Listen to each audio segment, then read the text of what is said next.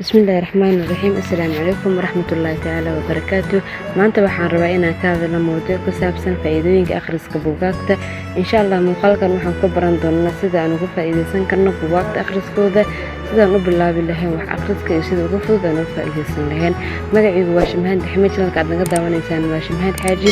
fadlan waxaan kaa codsanayaa inaad muuqaalka like saarto, la wadaagto asxaabtaada iyo subscribe na saarto si aan u soo badino muuqaalo caynkan ah.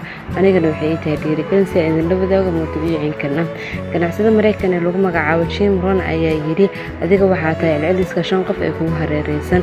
5 qof ee kugu hareeraysan haddii raba inaysan waxba qabanin sida inay iska ciyaaraan mise waqtigooda ay lumiyaan, adiga saameyn ayay kugu leedahay, laakiin ma aha mid aad ku qanacsan tahay. laakiin waxaa jira waxyaabo loo baahan yahay inaad ku fikirto. haddaan nahay bini'aadan waxaan wax ka baranaa waxaan ugu hareeraysan sida dhaqanka, luqadda. aniga ahaan waxaan is arkay anigoo isticmaalayo ereyo qaarkood ee asxaabteyda, taasina waxay caddeynaysaa in ay kugu leeyihiin saameyn weyn. dadka guuleystayaasha marka la eego waxaa arkaysaa in guushiisu qofka dambaysan mise asxaabtiisa.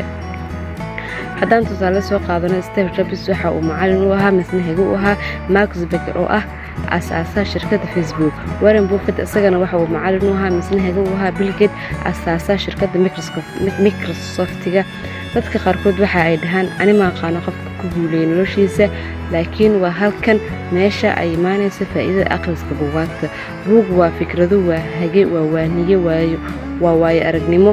buugana waxaa qoray qof khibrad u leh wax meesha ku qoran. waxaa la dhahaa 75% dadka iska dhigay bilyaneer inay maalintii akhriyaan 2 buug ama bishiiba akhriyaan 2 buug.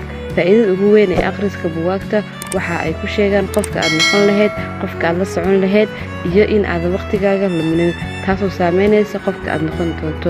waxaa jira buug badan oo dad khibrad leh nolosha ka qoreen, waxayna ku qoreen fikradahooda, wadooyinka ay soo mareen iyo sida ay ugu hortageen. haddaad rabto inaad ganacsi samaysato, dadka la hadasho, siyaasadda gasho iyo hal abuur in aad noqoto, intoodaba waxaad ka helaysaa akhrinta buugaagta. qoraa buugga ayaa kuu noqon doona saaxiibka kuugu dhow ee ahdaaftaada, sababtoo ah wuxuu leeyahay khibrad oo adiga kula wadaagayo. haddaan bini'aadan nahay, taasina waa astaanteena in aan isku tusaale qaadano misena isku dayano. taasina waa waxa kuugu soo dhaweynaya in aad ahdaaftaada gaarto. marka isku day in aad ku loolanto akhriska buugaagta. aniga ahaan waxa ay qorshaysan inaan akhriyo hal buug isbuuciiba. fadlan waxaan kaa codsanayaa inaad muuqaalka like saarto, la wadaagto asxaabtaada iyo subscribe inoo saarto si aan u soo badino muuqaalo caynkan ah. anigana waxay tahay dhiirigelin si aan idin la wadaago mowduucyo caynkan ah.